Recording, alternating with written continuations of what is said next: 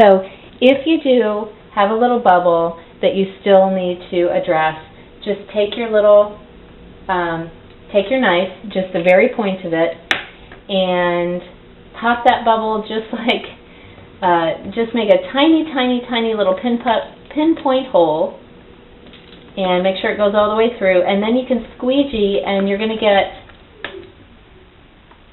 get some water right out of that little pinpoint hole. But once you do that, once that lays flat and the air and the water all comes out,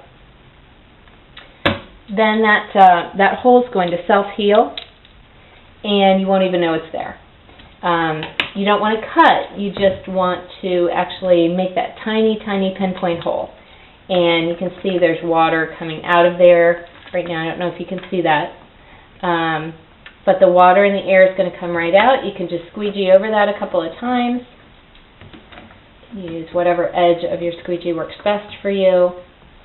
And actually this is where two squeegees come in handy. And there you go. And then if you go over that a couple of times, that's going to self-heal, and you're not going to have a bubble at all. Alright, there's one other little trick that I want to show you, and that happens if you end up with an inside cut corner. So here you see I had one piece that I was able to pull along enough to cover my two surfaces that had to be covered. But I still need to fold it down over the sides. But you see, when I do that, any way I cut it, I'm going to end up with a little bit of a gap. So before you go over it with your hair dryer, remember that? Before you go over it with your hair dryer and stick it down to the front of your countertop, what I want you to do is cut an extra little piece. And remember, there's no pattern, so you're not going to end up with a pattern match problem. But cut a little piece that's enough of a length to fit right in that corner.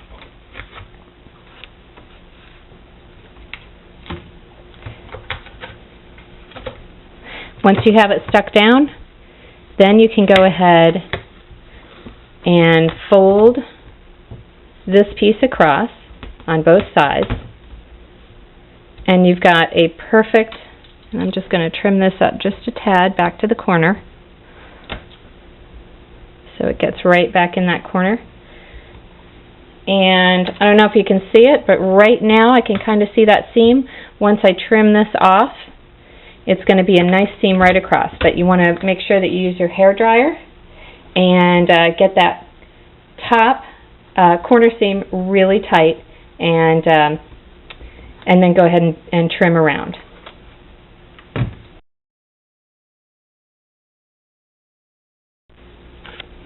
There are a few ways that you can finish off that front edge.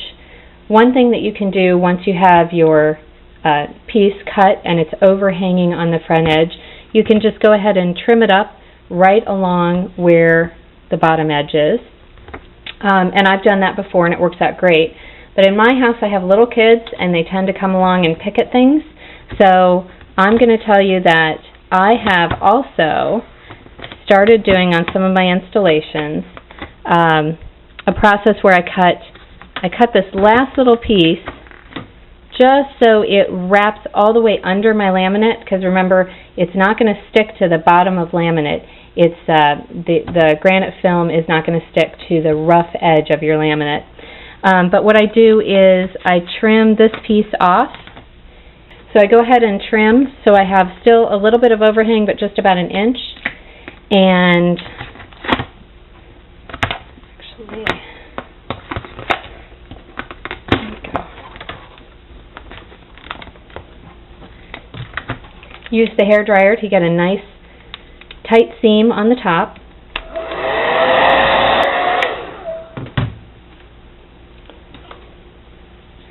I use my scraper right across the front, make sure I don't have any bubbles that I don't want.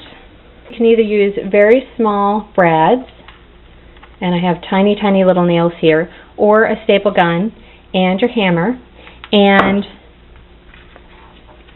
wrap up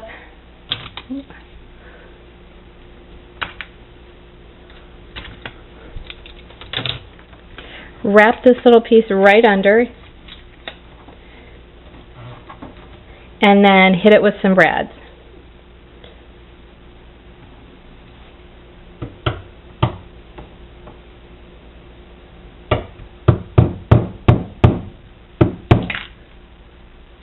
So now I have a nice edge. It's bubble free on the top, I made sure of that. I have a nice edge, and it's going to be wrapped all the way underneath. If you need to, go back and trim underneath, and then you'll be able to close your cabinet doors, and it'll look like great real granite.